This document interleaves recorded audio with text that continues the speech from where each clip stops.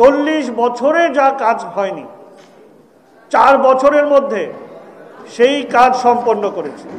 দক্ষিণ সিটি কর্পোরেশনের মেয়র শেখ ফজলে নূর তাপস নিজেকে ইতিমধ্যে রাজা ভাবতেন।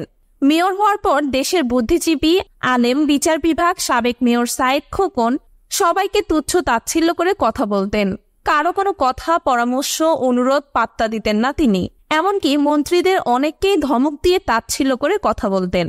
সিটি কর্পোরেশনের কর্মকর্তারা বলেছেন, ফুফু সাবেক প্রধানমন্ত্রী শেখ হাসিনার মতোই স্বৈরাচার ছিলেন শেখ তাপস। সাবেক মেয়র সাইদ খোকন যেসব উদ্যোগ নিয়েছিলেন, দায়িত্ব নেওয়ার পর একটা একটা করে সব বন্ধ করে দেন তাপস।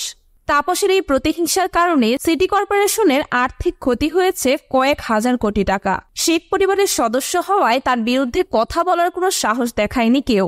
অভিযোগ উঠেছে, সাবেক মেয়র তাপস টাকা খেয়েই অনেককে চাকরি দিয়েছেন। আইন অনুযায়ী সিটি মেয়র লাভজনক প্রতিষ্ঠানের সঙ্গে জড়িত থাকতে পারবেন না, কিন্তু তিনি মধুমতি ব্যাংকের পরিচালক হন এ আইন অমান্য করে। তারপর সিটি কর্পোরেশনের সব অ্যাকাউন্ট মধুমতি ব্যাংকে নিয়ে যান। 15 বছর আগে রাজধানীর ফিলখানায় সংঘটিত হত্যাকাণ্ডের ঘটনায় সাবেক প্রধানমন্ত্রী শেখ হাসিনা ও শেখ সেলিমের সঙ্গে শেখ তাপস সরাসরি জড়িত ছিলেন বলে দাবি করেছেন বিডিআর বিদ্রোহে নিহত মেজর শাকিলের ছেলে রাকিন আহমেদ।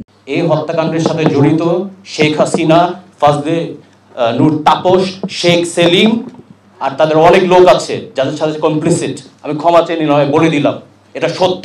গত 5 আগস্ট সাবেক প্রধানমন্ত্রী শেখ হাসিনা পদত্যাগ করে ভারতে পালিয়ে যাওয়ার 2 দিন আগেই পরিবার নিয়ে বিদেশে চলে যায় শেখ তাপস।